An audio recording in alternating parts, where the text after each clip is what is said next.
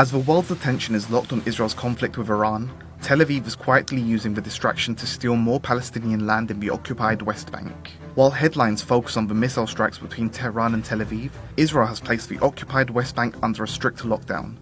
Villages have been cut off, checkpoints have multiplied, cities have been sealed with iron gates and concrete blocks. Israel began implementing these restrictions on June 13, under the guise of responding to regional tensions, but there's much more happening behind the scenes. Israel is expanding its illegal settlements by annexing more Palestinian land.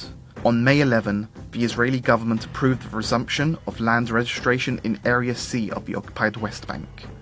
This process had been frozen since 1967, when Israel occupied the territory. Israel terminated its recognition of Area C as occupied land and is now treating it as part of Israel.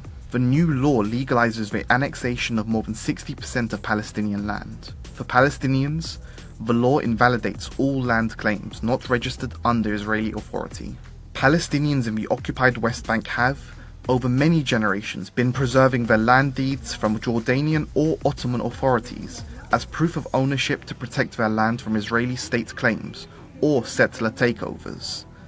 But the new law nullifies these land deeds and forces Palestinians to seek official recognition of land ownership from the Israeli state, through courts that are already biased against them. The main beneficiaries of this law are illegal Israeli settlers. Israel's far-right finance minister Bezalel Smotrich is the architect of the law, and has openly called it part of a de facto sovereignty revolution. In plain terms, illegal annexation without saying the words.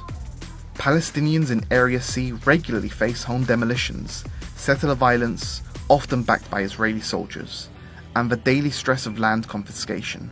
Israel has long treated the area, which is the most fertile part of the occupied West Bank, as territory it intends to absorb permanently, taking over land to establish closed military zones, building hundreds of settlements, and both exploiting and hijacking the area's natural resources. The new law bypasses international law, dismantles the Oslo Accords framework, and gives illegal settlers a legal pathway to claim and register stolen Palestinian land as their own. Under the Oslo Accords, all three areas of occupied West Bank, A, B and C, were to be gradually transferred to Palestinian control through final status negotiations by the year 2000. This never happened.